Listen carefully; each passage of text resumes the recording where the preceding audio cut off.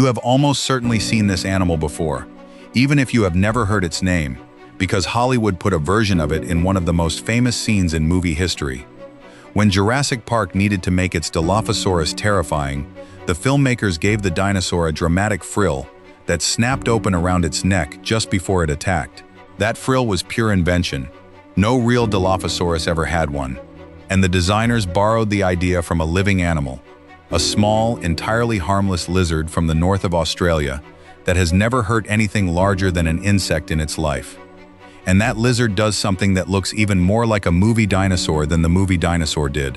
When something frightens it, it throws open an enormous collar of skin around its head, gapes its mouth wide, hisses, rears up onto its back legs, and if the threat does not back off, it turns and sprints away upright, on two legs, tail streaming behind it for balance, looking for all the world like a miniature Tyrannosaurus fleeing across the forest floor. It is one of the most convincing dinosaur impressions in the entire animal kingdom. So convincing that a film about resurrected dinosaurs looked at it and thought, yes, put that on a dinosaur. And here is the thing that makes it genuinely fascinating. The thing this whole video is really about. It is not a dinosaur. It is not even close to a dinosaur. And the gap between what it looks like and what it actually is turns out to be one of the most interesting stories in all of evolution.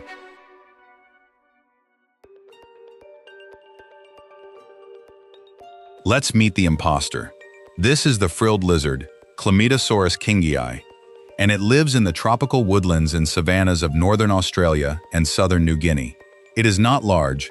A big one, tail included, is under a meter long, and most of that is tail. It spends much of its life in trees. It is generally shy, and its diet is about as far from monstrous as it gets. It eats insects and spiders, the occasional small lizard, the kind of menu that inspires terror in absolutely nothing.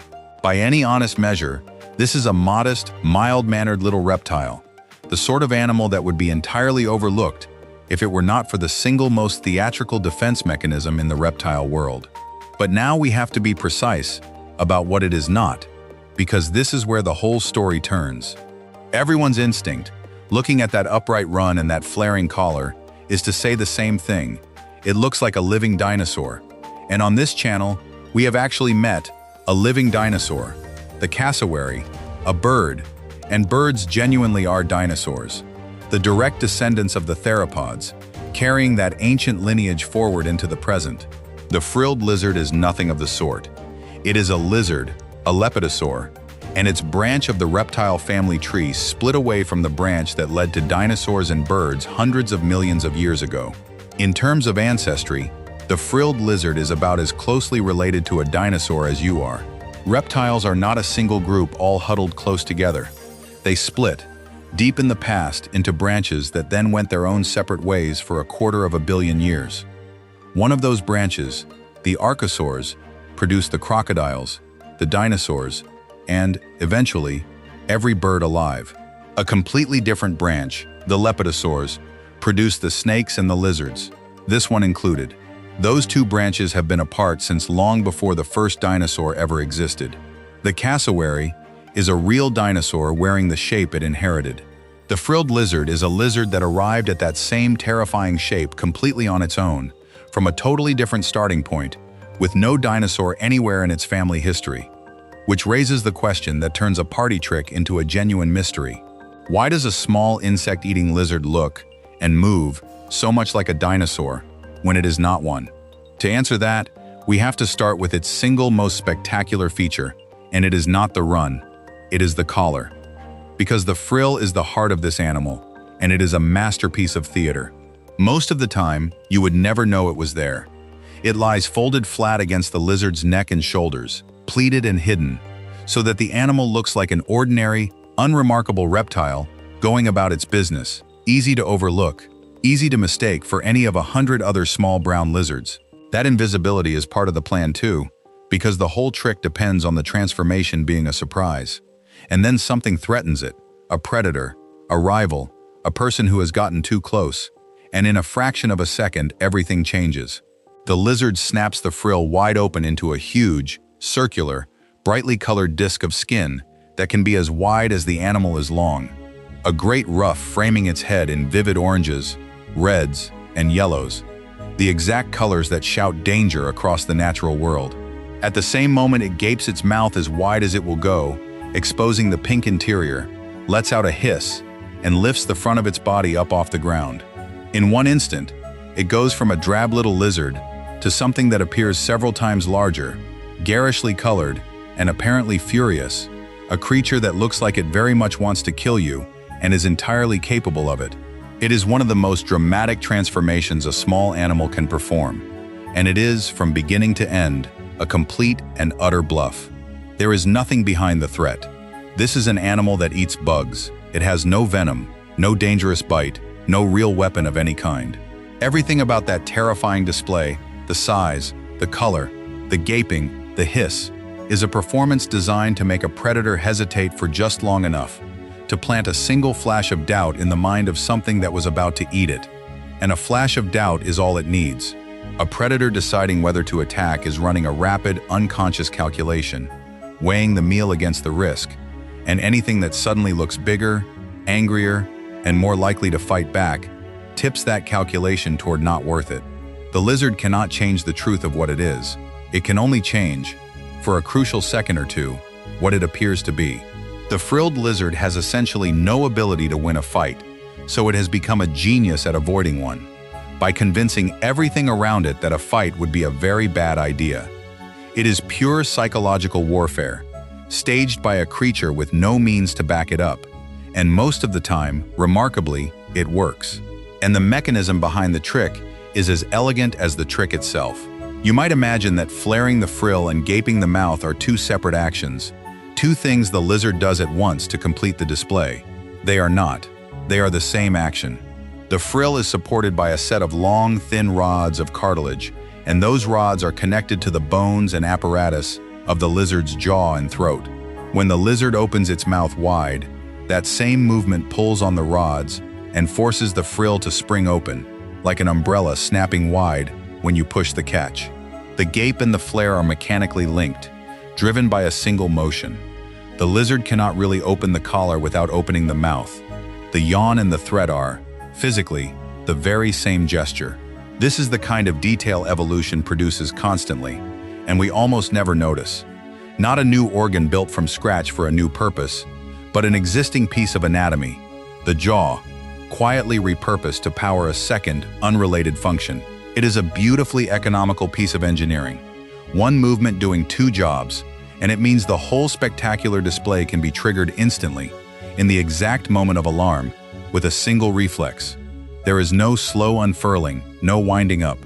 The mouth flies open, and the monster simply appears, fully formed, in the blink of an eye. And if you have ever wondered why the display looks so startlingly sudden, so all at once, that is why. It is not a sequence of moves carried out one after another. It is a single switch being thrown. But bluffs do not always work, and the frilled lizard has a backup plan. And the backup plan is the part that launched 1,000 dinosaur comparisons. When the display fails, when the predator is not fooled and keeps coming, the lizard abandons the theater entirely. It snaps the frill shut, drops down, spins around and runs, and it does not run like most lizards, low and scuttling on all fours. It rises up onto its two hind legs and sprints upright. Bipedal, its long tail held out behind it as a counterweight to keep it balanced. Its front legs tucked up, making straight for the nearest tree at surprising speed, where it scrambles up the trunk and around to the far side, out of reach and out of sight. And in that pose, mid-sprint, upright and long-tailed and driving forward on two legs, it looks uncannily, almost comically, like a scaled-down theropod dinosaur running across the landscape. This is the image that ends up in every wildlife documentary and every thumbnail, the little lizard doing its Tyrannosaurus impression. But notice what it actually is. It is not the animal's identity. It is its escape. The upright run is not how the frilled lizard lives. It is how the frilled lizard flees. A last-ditch dash for safety when the bluff has failed. First the theater, then, only if the theater fails, the sprint. The two defenses are staged in order, the cheap one before the expensive one, and the lizard would always rather win by looking frightening than by actually having to run for its life. And the collar, by the way, is not only a threat display either. It is a genuine multi-tool. It is rich with blood vessels, and the lizard appears to use it to help regulate its body temperature, spreading it to catch warmth or shed heat. It also plays a role in communication with other frilled lizards, in courtship and in sorting out disputes. The frill is a bluff, a radiator, and a signal flag all at once. A versatile flap of skin doing several completely different jobs, which is part of why it evolved to be so large in the first place. A structure that useful, on so many fronts at once, is exactly the kind of thing natural selection will keep enlarging. But it is that upright, tail-balanced run that brings us back to the real question, the one worth 17 minutes, the one the trick only hints at.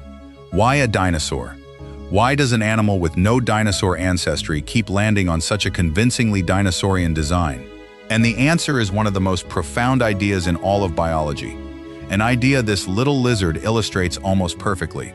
It is called convergent evolution, and it is the tendency of completely unrelated lineages, starting from totally different places, to arrive independently at the same solutions, because nature is solving the same problems over and over, and there are only so many good answers.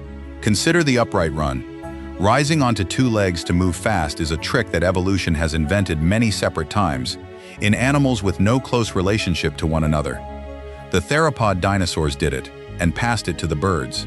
But various lizards have discovered bipedal running entirely on their own, the frilled lizard among them, and the basilisk lizard of Central America, famous for sprinting upright across the surface of water.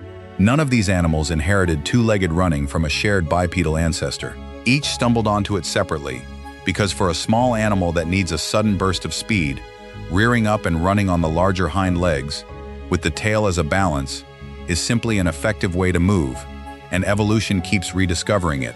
This is the signature of convergence. When the same solution appears in animals that could not possibly have inherited it from one another, it is a sign that the solution is not a fluke of history, but something close to an optimal answer, a shape the physics of the problem keeps pushing life toward. Wings evolve separately in insects, in the extinct flying reptiles, in birds, and in bats. 4 independent inventions of flight, because the air imposes the same demands no matter what lineage you belong to. Eyes have evolved independently, dozens of times over. The sleek, torpedo-shaped body appeared separately in sharks, in the extinct marine reptiles called ichthyosaurs, and in dolphins, 3 completely unrelated animals that all ended up nearly the same shape because water punishes anything that is not built that way. Convergence is everywhere once you learn to see it, life arriving at the same answers again and again from different directions.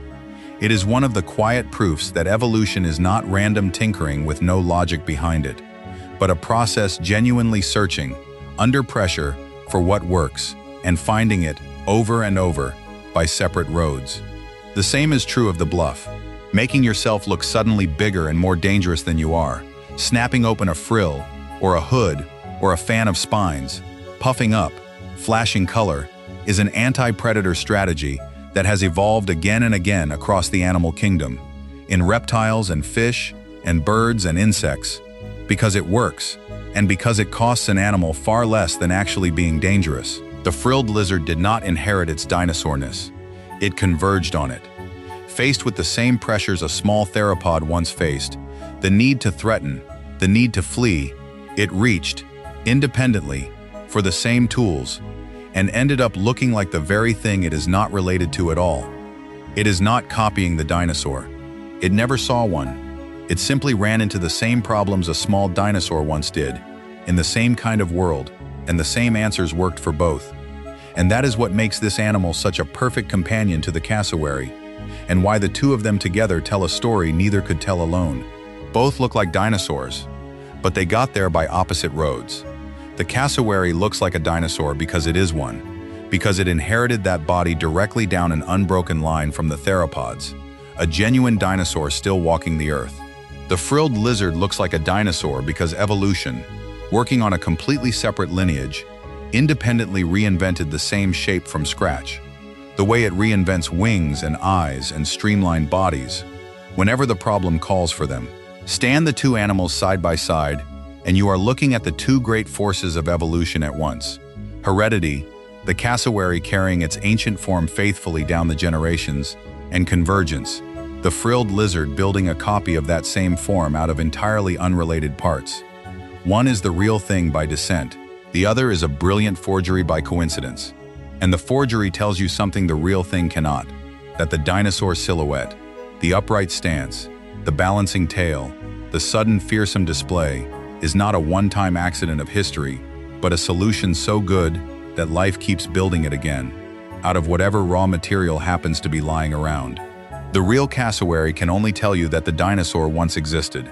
The forgery, the lizard, tells you something deeper, that it was worth existing, that the design was good enough for nature to want it back.